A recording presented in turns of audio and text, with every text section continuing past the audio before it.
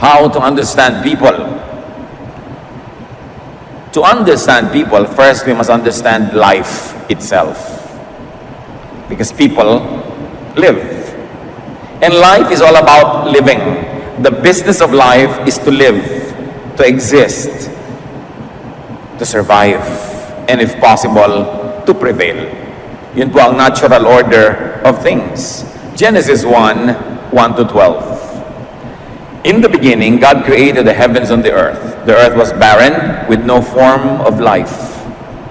God said, I command light to shine, and light started shining. God looked at the light and saw that it was good. God said, I command the water under the sky to come together in one place, so there will be dry ground. And that's what happened. God named the dry ground land, and he named the water ocean. God looked at what he had done and saw that it was good. God said, I command the earth to produce all kinds of plants, including fruit trees and grain. And that's what happened. The earth produced all kinds of vegetation. God looked at what he had done, and it was good. Nang nilikha ng Diyos ang mundo, una niya nilikha, unang nilagyan niya ng kaayusan, ng lupa at ang tubig, pinaghiwalay, at ang una niyang nilikha mga halaman. Plants, of course, would need space, light, and water. Kaya nauna na yung lupa, yung liwanag at tubig. From then on, plants would compete for space, light, and water. And that is amoral. That's just the way life is. Walang masama, walang mabuti sa ginagawa ng mga halaman na pagpapaligsahan, pagpapataasan sa gubat para makakuha ng liwanag ng araw. Pagpapalaliman ng ugat para makakuha ng mga yaman ng lupa. Pagpapalawak ng mga sanga para walang tumubo sa ilalim niya, para wala siya kakompetensya. Kung paano nagpapakatayog ang isang puno at ginangapangan naman siya ng baging, kinakapitan ng mga dapo para sila ay mabuhay, walang masama't mabuti. There is nothing moral or immoral about that. The issue of life is amoral. And we understand plants.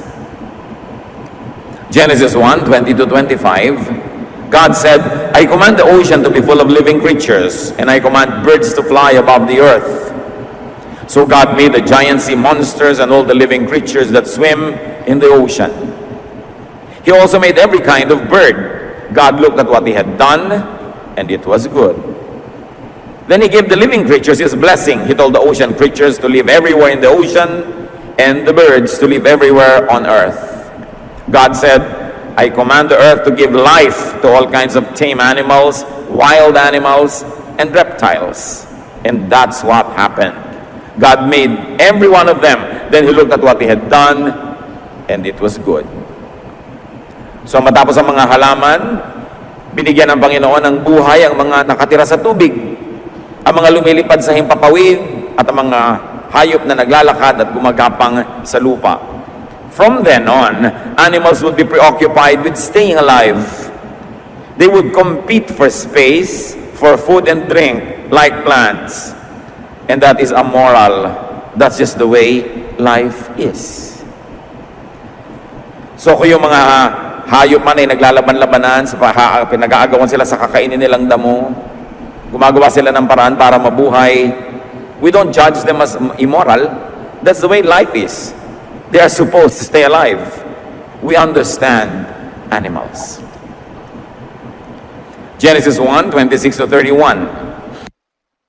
God said, now, we will make humans, and they will be like us. We will let them rule the fish, the birds, and all other living creatures. So God created humans to be like himself. He made men and women. God gave them his blessing and said, have a lot of children, fill the earth with people, and bring it under your control. Rule over the fish in the ocean, and birds in the sky, and every animal on the earth. I have provided all kinds of fruit and grain for you to eat, and I have given the green plants as food for everything else that breathes. This will be food for animals, both wild and tame, and for birds. God looked at what he had done. All of it was very good. Now, tao naman ang nilikha. At binigyan ng utos, magpakarami kayo, dahil dadalawa pa lang sila nun. Konti pa lang sila. So magparami kayo, at kayo ang mamahala sa lahat ng nilikha. How do you understand humans? We have to understand that life on the planet is about the balance needed to sustain it. Ecological balance, many people call it. Kanya-kanyang lugar, kanya-kanyang pagkain, kanya-kanyang papel sa buhay. At dahil ang buhay ay buhay, life is about birth. Dapat maipanganak. Kasi hindi ka naman magsisimulang mabuhay kung hindi ka maipapanganak. Birth muna para magka-life, para tuloy ang buhay. Therefore, most of the preoccupation of life is about reproduction. How can you fill the earth if you don't reproduce? How can you dominate God's creation and rule over it if you are a few? So there's one basic truth, that life will mostly be about sex. And it is something that you have to understand from the beginning, or you will misunderstand it all your life. The cycles of life is about puberty, courtship, marriage, childbearing, and even the undesirable extramarital affairs, the attendant lust that goes with being naturally inclined to reproduce, and then all the troubles of being together that leads to divorce, and then remarriage to have a second chance at life again. All these are about reproducing, so that you will have offspring, or having a partner, so that you will have a better quality of life. And even doctors tell us that those who have partners are healthier, and they live longer, and they respond better to medication. So life is about staying alive and staying well. Dikta yan ng kalikasan, hinihingi ng buhay. Genesis 1:27 to 28. So God created humans to be like Himself. He made men and women. So He gave them His blessing and said, have a lot of children, fill the earth with people and bring it under control. Reproduction was life's natural command. Hindi dapat maubos ang tao pag nalagot ang mga saling lahi. Paano pa magkakatao uli? Pero dapat nating unawain na yung utos na yun dahil konti pa yung tao. Pag siyempre sumobra na, survival would require population management. The law of the jungle takes care of that among animals. Pag sobrang dumadami yung palaka, kinakain sila ng mga ahas, mauubos sila uli. Pag sobrang kumonti ang mga ahas, dadami yung palaka. Pagka naubos yung mga palaka, dadami yung lamok. Dapat may balance. Pero sa mga tao, how do you manage that? Of course, responsible parenthood dahil sa kabihasnan. Hindi naman tayo nagkakainan dahil ang dami na nila, ubusin natin, ang dami na nila, patayin natin. It's not like that. That is why the development of the body for sexual reproduction is the sign of the onset of physical maturity. Sa lahat ng matatandang kabihasnan, mga tribal cultures, ipinagdiriwang pag ang isang dalagita ay nagdadalaga na at ang isang binatilyo ay talagang magbibinata na. Adolescence, rites of passage are celebrated. Because of our natural composition, and we are wired to reproduce, sex is a very powerful attraction, motivation, and compulsion. That's why God, in His infinite wisdom, made sex very pleasurable. Because otherwise, it would be hard work. And who would like to work hard without reward or pleasure? So hindi dadami ang tao kung puri work lang yun. That's why the Lord, in His infinite mercy and brilliance, made it nice. But because it's nice, it was prone to be abused. But first of all, you've got to understand it. Ganun talaga, takda, that people will be sexually preoccupied. That is why reproduction, together with real estate, is a major theme in the history of the Israelites. Pag binasa niyo ang Old Testament, dalawa lang ang theme niyan. Pagpaparamihan, panganganak, kahit sa anong paraan, at pagkuha ng mga lupain, pagde-defend dito, at pagsakop sa ibang mga lupain, at paglalagay ng mga bakod at muhon, at mga tanda.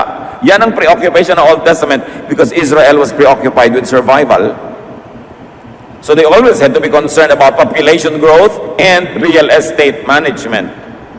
Because they were always threatened with decimation. Parang lagi na lang silang mauubos. Kaya pati kakainin nila, sobrang ang daming bawal, safe na safe dapat, ang daming tradisyon to keep the population alive. At least until the Messiah was born. Kaya merong mission yung mga Israelites to keep themselves alive. Kaya giyera dito, giyera doon, diet dito, diet doon. at anak dito at anak doon. You will notice that even Jewish morality bended with demographic needs. Ang kanilang sense of right and wrong was shaped by their need to have children. That's why it was all right for the men to have multiple wives. Kasi gera sila ng gera, mamamatay yung mga kalalakihan, uuwi ngayon ng konting lalaki, ang daming babaeng balo. Anong gagawin mo doon? Sino magpapakain sa kanila? Paano sila magkakaanak? So kailangan anakan sila ngayon ng mga natirang kalalakihan. Kaya ang dami nagiging asawa ng mga lalaki noong araw because they were very, very preoccupied with continuing the line. Kaya maraming teaching talaga sa Bible, kung tutuusin mo, lalo sa Old Testament, ang sinasabi lang, sayang ang sperm. Bawal ang sexual activities na nag-aaksaya nito. Pag binasa niyo yung Bible, kaya maraming mga sexual questions tungkol dyan. Bakit namatay si ganon? Bakit napagalitan yun? Kasi nag-aaksaya sila. In the Old Testament, it was the glorified virtue for women to bear children. Kaya parang isinumpa ka kung babae kang hindi magkaanak. As many as possible dapat ang anak. And it was the virtue of men to sire children with only lip service to faithfulness to a wife or to many wives. Napagalitan ba si Solomon na maraming asawa, si David na maraming asawa, si Jacob? Lahat sila. Bakit ganun nung araw? Because they only wanted to be many. Yun ang takda, kailangan mag-survive. And it was considered a blessing to have many children. Siyempre, noon yun, nung maluwag pa yung planeta. Pag wala ka nang maipakain, maitustos, hindi na blessing yun. Dapat nang i-manage. But what's the point here, brothers and sisters? Understand, living beings, plants, animals, the birds and the bees will be sexually obsessed. You have to understand that. You have to begin with that fact so that you will have a grasp of the real situation of people. Pati mga bulaklak, kung nanonood kayo ng mga palabas sa TV tungkol sa biology, mga halaman, flowers, pollination are all about sexual reproduction. The flower of a plant is nothing but its sexual organ. At anong ginagawa ng mga halaman sa kanilang bulaklak? Kinukulayan, pinapabanguhan, nilalagyan ng mga dekorasyon para maakit nila ang mga bubuyog at sila'y puntahan so that there will be pollination or cross-pollination. Whenever you see a flower or a bee, you're seeing sex. And there's nothing immoral about it. Itinakda yun na dapat magkaganon. Ano ngayon ang kinalaman natin dyan? Understand that people will be sexually obsessed. Huwag itong pagtakhan. Hindi ko sinasabing tolerate or encourage, but at least understand it. And people will commit mistakes because of their sexual obsession. People are wired for sex. Sobrang denial pagka yan ay itinanggi ng sinuman. Now, understanding and appreciating this natural reality, might a jealous or a betrayed spouse, a sexual abuse victim, or a conservative person understand and forgive those that offend them? Kaya bang unawain ng isang ginang ang kanyang husband na hindi napigil ang sarili at nagkasala? O ng isang ginang na hindi napigil ang sarili siya ay nagkasala? Kaya ba siyang unawain ng kanyang asawang lalaki? Kaya bang unawain ng isang taong naabuso sexually na yung nang abuse kasi sa akin was sexually obsessed? At kung ano man ang nangyayari sa kanyang buhay noong oras na yun, anong iniisip niya, anong chemical composition ng kanyang blood, ano yung psychological need niya, ano ang nagbunsod sa kanya para gawin ito? Yung mga conservative na na-offend sa mga hindi conservative, kaya nyo bang maunawa na yung mga iba talagang sexually preoccupied kaya halos maghubad na paglagalakad sa kalye to be attractive? Hindi ko sinasabing i-tolerate o kaya encourage. Ang sinasabi lang natin, unawain man lang. Kung saan nagmumula ang mga tao dahil ginagawa nila ang mga ginagawa nila. At itong pag-iisip na ito para sa offended, hindi para sa offender. Dapat ang nag-iisip ng pangunawa ay yung na-offend. Hindi yung nakaka-offend ang nagsasabing, unawain mo ako. No. Pero yung ikaw yung na-offend, ikaw yung nagagalit, ikaw yung nagdaramdam, dapat ka umunawa. Una, para makalaya ka. Kasi kung hindi mo inuunawa, magagalit ka, mamumuhi ka, lugi ka rin. Hindi ka makakapagpatawad. Pag hindi mo inunawa, halimbawa ang spouse mo na minsan nagkamali dahil nadarang, nag-init, nagsiklab, sumabog, maghihiwalay na kayo forever? Itatapon mo na lahat ang pinagsamahan nyo dahil sa isa niyang pagkakamali? Remember, ang kausap ko dito ay yung magpapatawa dahil hindi nagkakamali, dahil hindi ito dapat gawing excuse para patuloy kang magkamali. Pero ikaw, na pwede kang magpatawad, hindi mo ba isipin yan? Ang unang paraan po, nung wala pang mga kabihasnan, was the law of the jungle. Base animalistic nature. Kaya nagkaroon ng civilization.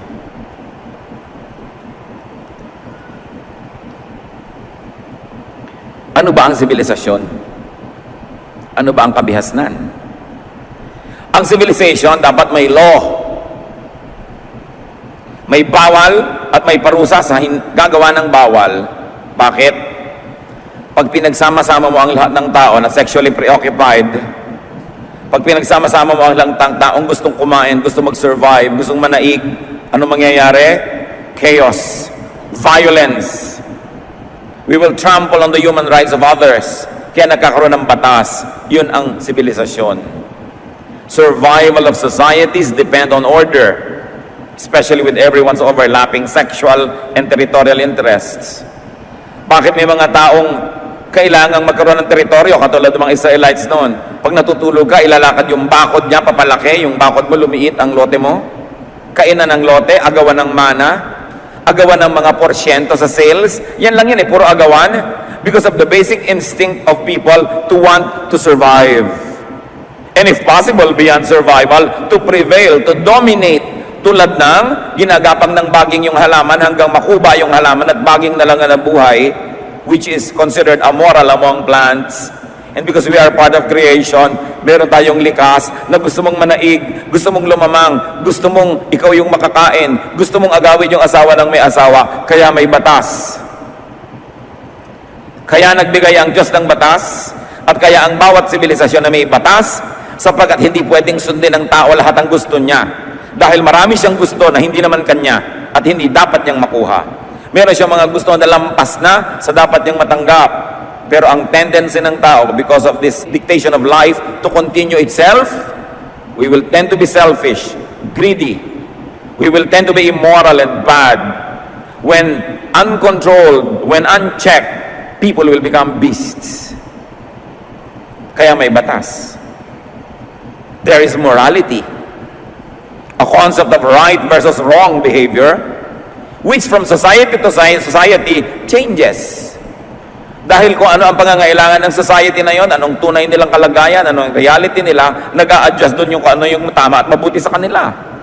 May mga society sa limbawa na tama lang sa kanila na sunugin nila yung gubat, kasi kainginero pala sila. Pero sa mga environmentalists, hindi tama yon kasi ayaw naman nilang makalbo yung gubat. So nagkakaroon ng kani-kanyang mga pagpapalagay, kaya nagkakaroon ng isang batas sa pambansa para ang lahat doon magsasubmit kasi hindi pwedeng kanya-kanya. Kaya bawal magtapon ng mga basura sa ilog at sa mga kanal kasi alam natin na pagka napuno ng basura mga kanal at umulan, hindi lahat dahil yan tubig, babaha. Everybody's affected. Kaya may batas. That's why there is desirable and undesirable behavior dictated by tradition.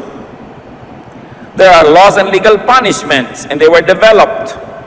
And more than that, God instituted religion, the arbiter of correctness and wrongness.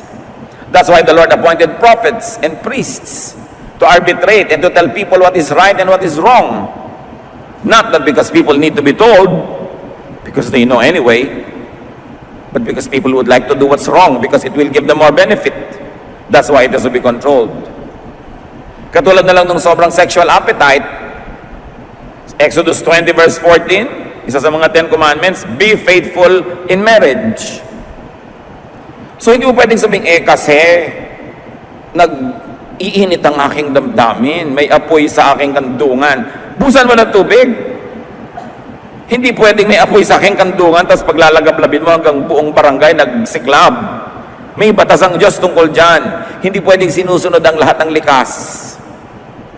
Kasi dadali niyan tayo sa gulo. Exodus 20:17, another commandment, do not want anything that belongs to someone else. Don't want anyone's wife or husband. So yes, heaven wired you to want to reproduce, to want to have sexual pleasure, but there are limits. So those who are married are limited to their partners. And those who are single should not mess with those who are married, because those married people should be limited to their partners also. So ngayon pinagbabalanse mo yung natural, yung likas, yung biological, at yung spiritual, yung tama, yung mabuti. May remedy naman, because people nga are sexually designed to be active. 1 Corinthians 7:9, sabi ni Paul, if you don't have enough self-control, then go ahead and get married. After all, it is better to marry than to burn with desire. So sabi ni Paul, also, meron kayong mga desires, pues mag-asawa. Ano po yung unsaid? That everything is honorable in the marriage bed. Na dapat lahat ng siklab, apoy, init, lagablab, gawin nyo within marriage, and it's acceptable, even honorable. But outside of that, the law of God and the laws of most lands prohibit it. So marriage, yung ginawa sa Bible na solution sa gulo. Meron kang pagdadalhan ng mga natural mong mga nararamdaman, pero may tamang lugar doon at tamang panahon, and outside of that is not acceptable.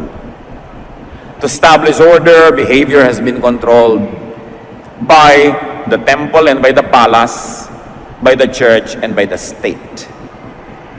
Kaya may mga bawal na legal at bawal din na moral, and usually governments and churches agree on what is wrong and what is right for a certain culture or a certain country.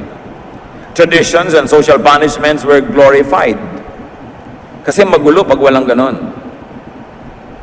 At bakit nagalit ang Diyos sa Malakay 2:14? And why isn't God pleased? It is because He knows that each of you men has been unfaithful to the wife you married when you were young. You promised that she should be your partner, but now you have broken that promise. Ito yung sumbat ng Diyos sa mga kalalakihang nagtataksil sa kanilang asawa. Sabi ko noon, galit ako sa inyo, hindi ako natutuwa sa inyo, dahil pinagtataksilan nyo ang mga babaeng pinakasalan nyo ng mga pare-pareho pa kayong bata.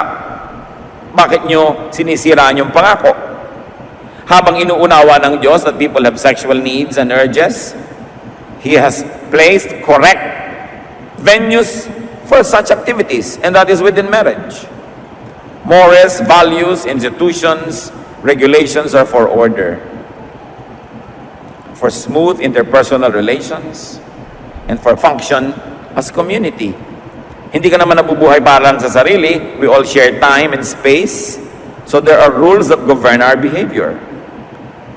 Dahil sa selfishness ng tao, kinailangan ng batas at kinailangan ng parusa. Saan man na matinong lipunan, saan man na matinong kumpanya, saan man na matinong pamayanan o pamilya, pinaparusahan ang mali.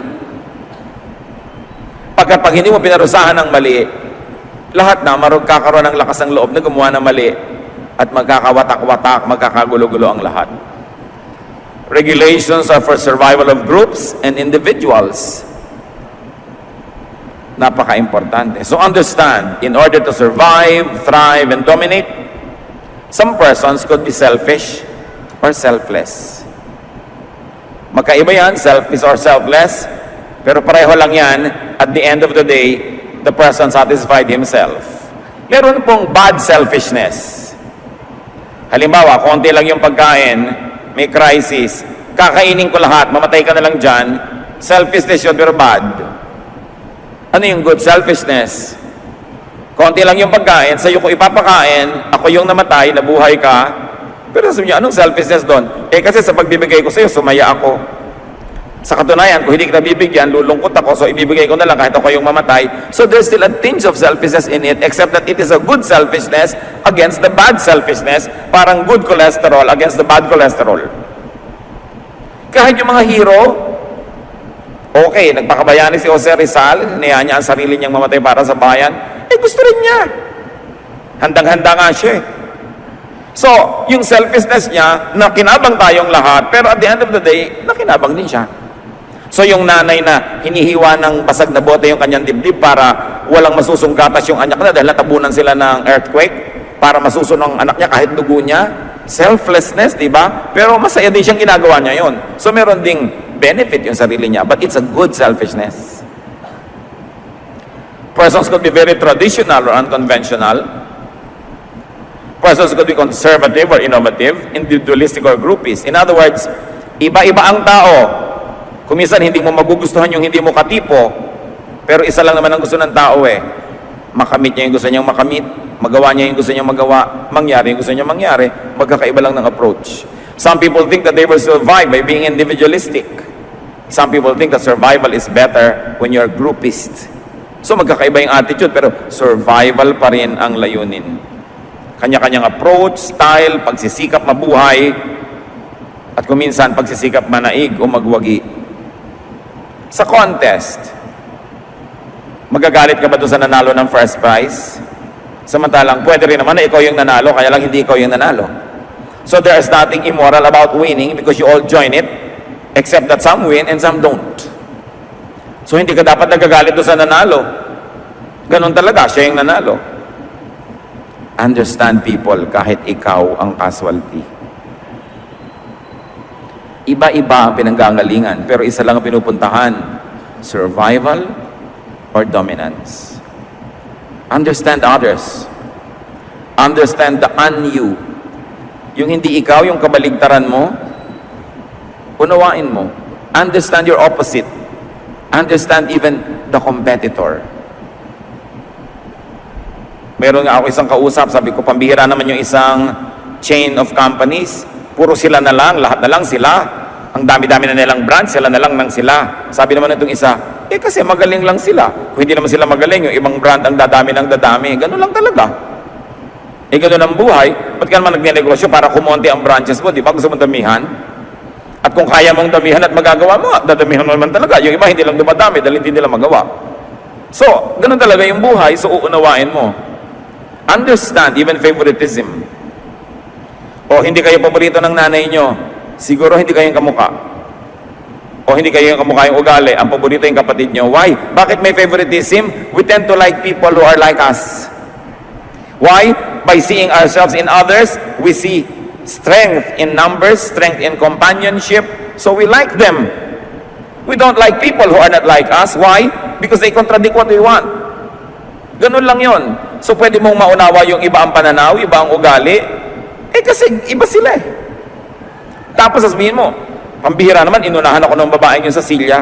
Naunahan ka lang, pero hindi ba possible naman na ikaw yung mauna? Ganun talaga yung buhay.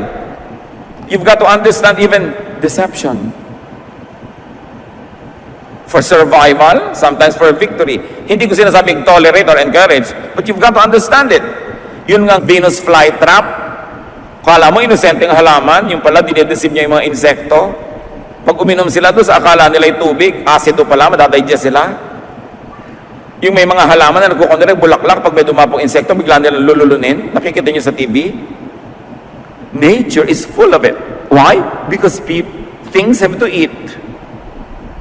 Ngayon, kung ikaw yung nakain, sorry ka na lang. Naging tanghalian ka ng pating, there's nothing immoral about that, no? Madalas naman, sila naman yung nakakain. Ganun talaga yung buhay. The early bird catches the worm, but the early worm gets caught. Paano naman mabubuhay yung mga ibon kung wala silang natukang mga uod? Sorry mo na lang kung ikaw yung uod today. Ngayon, nabubuhay, ilang bilyong alamang nang nakain ninyo? Nabibilang ba yon? Ang dami nun. Ang dami-daming alamang na kailangan mamatay para lang may sausawan ka ng kare-kare? O ilang itlog ang hindi naging manok dahil gagawin yung breakfast? Ilang baka ang kailangan pumasok sa lata para may corned beef ka pag umaga? Which is not advisable kasi may preservatives. Pero ilang manok na ang naputi ang buhay dahil kailangan mo ng barbecue? Di ba ganun talaga? Siyempre yung manok pag hinahabol mo sa probinsya, hinahabol na lang yung manok kasi gusto nilang kainin. Siyempre yung manok lipad ng lipad. Magagalit ka ba dahil gusto niyang mabuhay? Pero magagalit ba yung manok dahil gusto naman ng taong may kainin bukas? Yun yung buhay. Pag inunawa natin ang ating kapwa-tao from that point of view, sa pambihira naman yung pinsan ko na yan, inagawan kami ng mana. Sa takot din siguro maghirap. Sa gusto niyang manaig, dinisib ka. Kaya may batas. At kaya dapat marunong ka para hindi ka ma-deceive. Dapat hindi ka nandadaya at hindi ka rin padadaya. Because life forms must live. And often it is at the expense of other life forms. Sabi nga nung isang tao sa isang pelikula, the living eat the dead. The only reason why you are living now is because of so many creatures who died because you wanted to eat them. Agawan. Kaya mo bang unawain ang agawan kahit ikaw yung nawalan? Ang taas ito mga kapatid ang pinag-uusapan natin. Kasi ang taas na ng spirito mo, pag naagawan ka na, naunawa mo pa yung ng agaw. At may mga taong ganon, na isnatchan, tapos napaupo, ano niya, kawawa naman. Sino ikaw? Hindi siya. Bakit naman kailangan pa niya mag-snatch? Maunawain. Naiintindihan niya kailangan mabuhay yung tao. Pero pag laging ang tingin mo sa kapwa ay kalaban mo dahil lang gusto niyang mabuhay, magagalit ka sa lahat ng kapwa mo tao kasi lahat ng kapwa mo tao gustong mabuhay. Magagalit ka doon sa na-promote sa office. Yan kasi sip-sip, na-promote tuloy. Kasi ganito. Siyempre, ikaw ba ayaw mo ma-promote? Ang salagay, wala siyang gagawin para hindi siya ma-promote. Natural lang yun. Kaya may the best person win. Ganun lang yun. Walang personalan. Now, use this to understand, not to seek to be understood. Do not use this as an excuse to be uncivilized. But when people are uncivilized to you, at least understand them. Sasabihin mo, kasi tao. Kasi marami nagtatanong lagi sa akin sa tagal-tagal ko ng pastor, mga kapatid, na 3 dekada, Pastor, paano po ba nagpapatawad? Hindi ko talaga magawa. Hindi ka nakakapagpatawad kasi hindi mo inuunawa. Pag naunawaan mo na, doon ka lang nagpapatawad. Kaya ang mga magulang, madali magpatawad.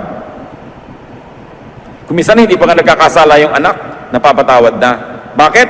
Kasi kilala nila yung anak at inuunawa nila. Bakit po violento yung anak nyo? Tapos napangasawa ko siya. Alam mo kasi iha nung bata yan, nabagok. Nadagan na ng tren ng ulo niya. So, dahil uunawaan mo siya, napapatawad mo. Bakit po ang damot-damot ng anak nyo? Kasi alam mo nung maliit yan, taghirap kami noon, wala yang nakaing masarap, at nag-aagaw-agaw sila magkakapatid, lagi siyang talo. Kaya ngayon, ayan, hanggang ngayon, nakikipag-agawan pa. You understand because you know. Hindi ko sinasabi mga kapatid na mag-tolerate tayo at gawin natin masama ang ugali natin. Pero pag may taong masama ang ugali, hindi nyo mapatawad, subukan yung unawain mo na. Bakit siya ganun? Mga ginang, kaya nyo bang maunawa yung mga kiridang inagawang asawa nyo? So una, no?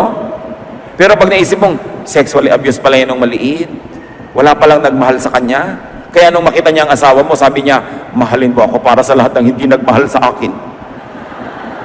So baka pwede yun ang simulang maunawa, ano? Tapos yung pala, insecure siya, natatakot siya mapag-isa, hindi man yun siguro matanggap, pero mababawasan ang galit nyo. And then you will begin to see this woman as, kawawa naman. Bakit kailangan niyang mang-agaw ng asawa ng may asawa? Kasi walang tumototoo sa kanya ba? So maunawaan nyo, importante. Now, life is about reproduction. Number 2, life is about growth. Hindi naman pwede ipanganak ka lang tapos na. Dapat lumaki ka. So, you understand consumption. People will be consumers. Sa Bible nga, nung taghirap, nagkaroon ng famine, may mga nanay na iniluto ang kanilang mga anak. Can you imagine? Tapos, nagpatalinuhan. Yung 2 nanay, sabi niya, alam mo, lutuin natin yung mga anak natin. Sabi naman ng isa, sige, yung anak mo muna. Pumayag naman tong isa. Di nagkain na sila. Nung nakakain na sila ngayon, bumalik na yung katinuan. Nung ngayon magugutom na sila uli, sabi naman nung isa, yung anak mo naman, ayoko nga. Nagkagalit sila, nagsumbong sa hari. Dahil bakit sabi yung anak ko, niluto namin, siya anak niya ipaluto. Ba't ka nauna na pumayag? Kaya may cannibalism. You can never tell. Nakikita nyo yung mga boat people, mga refugees from other Asian countries. Sinisikap nila magpunta sa Pilipinas, sa Palawan. Sasakay sila sa bangkang liit-liit na walang makina. Sa gitna ng dagat, nagkakain na sila. Ang daming ganon. Because life must live. The living eat the dead. That's why we need morality, we need God, and we need government. Otherwise, the law of the jungle will prevail. Gusto kong ipakadiin-din at paulit-ulitin. Hindi ito para maging excuse para tayong mag-asal hayop. Pero unawain natin yung mga nag-aasal hayop. What makes them do that? What is their need? Ano ba ang kanilang genes? Ano bang mga uri ng dugo ang nananalaytay sa kanilang mga ugat? Ano ba ang kanilang blood type? Ano ang body type? Ano ang childhood nila? Ano ang experiences nila in education? Anong upbringing? What emotion are they going go through? What are their deprivations? Ano ang kanilang mga pangunahing mga gusto sa buhay? Ano ang nararamdaman nila? What was their body chemistry? Lahat yan naghahalo-halo, naglalakip-lakip. So people behave the way they behave. To understand the complexity of the human behavior will be to set yourself and get yourself ready to love people. So you understand selfishness. Nasubukan niyo naman, may kasama kayo sa bahay na bodybuilder, gusto niya kainin na lahat yung pagkain, hindi ba? Parang lahat ng karne doon, lahat ng steak doon, kailangan makain niya. Kasi yung mga muscle niya, bawat niya nagsisisigaw, karne. Calcium. Kaya nangangayayat yung mga asawa ng bodybuilder. Liba nilang alaki ng budget nila. Sa kanya napunta lahat yung calcium. So may mga nang-uuna, nag-aagaw, kasi tao. Nag-aagawan sa bus, nag-aagawan sa ganito, kasi gusto makauwi.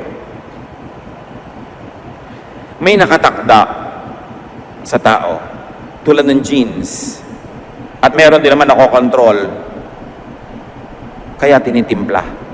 Pag alam mo na galing ka sa isang lahing marahas, isang lahi na mainitin ang ulo, lagi nagagalit, alam mo na magtatrabaho ka extra hard to control it. Kasi you're genetically predisposed to be violent. May genetics involved Pero hindi yan excuse dahil may spirito tayo that is above matter. Kaya laging tinitimpla yung lupa, yung espiritu, yung makadiyos, yung makalupa, para magkaroon tayo ng behavior na katanggap-tanggap para sa lahat ng nasa paligid sa atin. So life is about reproduction, life is about growth, and life is about continuity, perpetuity. Dapat tuloy-tuloy ang lahi, ang mga saling lahi, and that brings us back to reproduction. Kaya yung sex na yan, isa sa napakalaki mga motivation sa mundo. Hindi yan matatapos, hindi yan mauubos. Live with it because it's there. You only have to put it under control. You have to put it under checks and balance, under the checks of decency, morality, correctness, but it will be there. You've got to understand it, that once in a while, people who work hard to check themselves will have lapses, will fall, will have errors. What do you do when that happens? Sasabihin mo, tao kasi.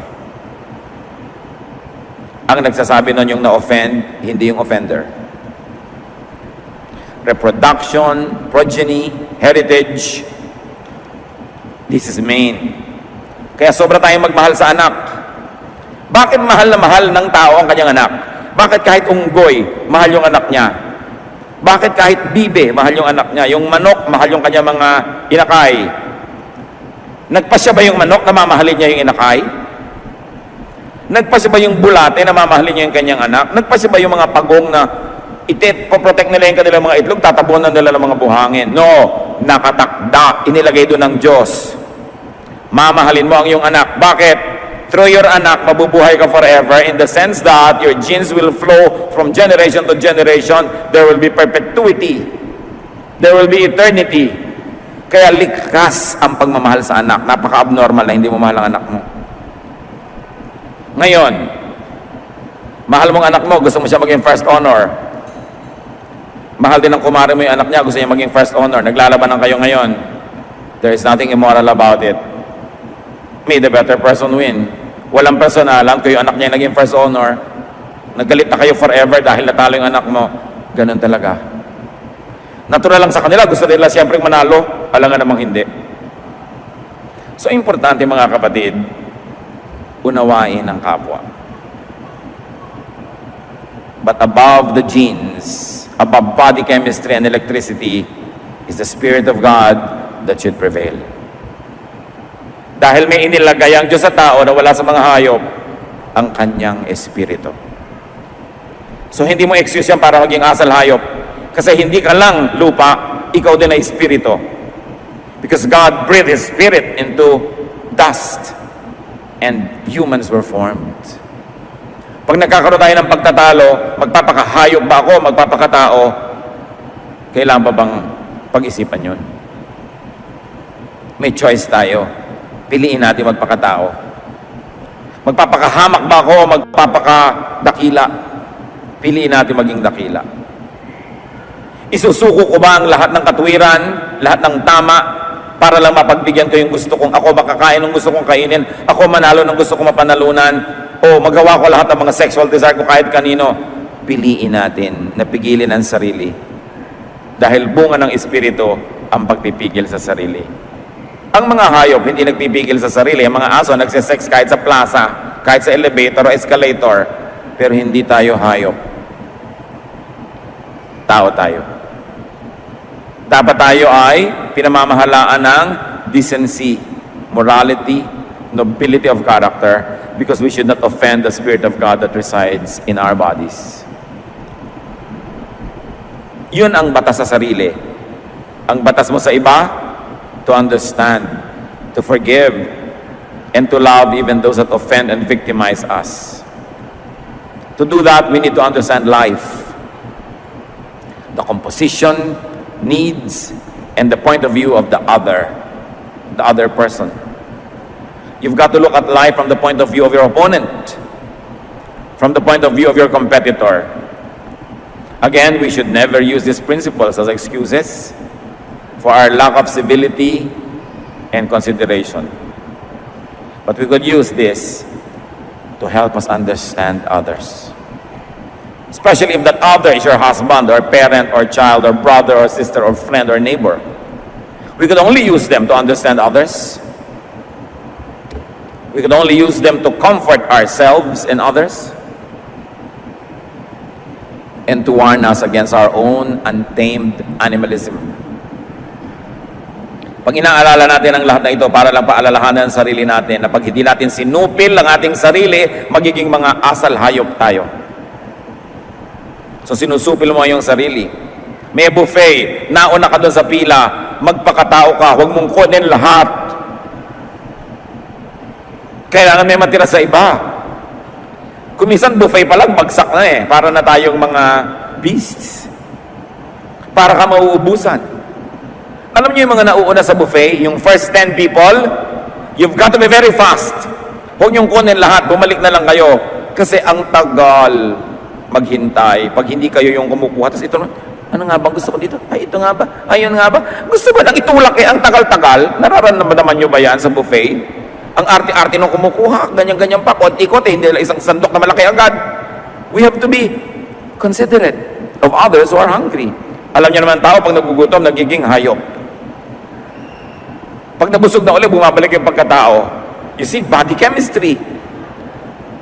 So be generous and understanding of others. Be self-controlled and strict with yourself. 1 Peter 5:8. Be self-controlled and alert. Your enemy, the devil, prowls around like a roaring lion, looking for someone to devour. So understand your competitor, your opponent, your assailant, your aggressor, your offender. Gusto lang niyang mabuhay. Kung minsan kailangan niyang agawin sa iyo yung ikakabuhay niya, kaya bantayan mo. O magbigay ka na ng kusa para hindi ka na kailangang agawan. 1 Peter 4:8. Most important of all, you must sincerely love each other, because love wipes away many sins. Bakit nabubura ng pag-ibig ang mga maraming kasalanan ng iba? Kasi nauunawa mo, pagmahal mo. Nagpapatawad ka, at ganun ang pagpapatawad ng Diyos. Bakit tayo pinapatawad ng Diyos? Kasi naunawaan niya tayo. Psalm 103:13-14. Just as parents are kind to their children, the Lord is kind to all who worship Him, because He knows we are made of dust. Alam ng Diyos, may component tayo na lupa lang. He wants us to be excellent, to be nearly perfect, but He knows that we are made of dust. If He knows that and understands us and forgives us, would you like to know that about the other person next to you? So that you could also understand and forgive and possibly even love. God and parents forgive, accept, and love because they know, they understand. Shall we try to understand others? Shall we try to perhaps forgive and hopefully even love? Panginoong Diyos, salamat dahil maraming mga katuruan sa Biblia na pwede namin panghawakan. At pwede namin lampasan yung aming human nature because we have a spiritual nature. We can control ourselves and be civil and kind because there's the Spirit of you in us. And we can forgive and understand others because you are forgiving and understanding to us. Pagbulay-bulayan natin sumandali ang ating mga pinag-aralan. At nais ko ngayon kayong hamunin, isipin nyo yung mga taong hindi nyo maunawaan, nagagalit kayo, nainis kayo, natalo kayo, naagawan kayo, nadaya kayo, nasaktan kayo. Think of them also as victims.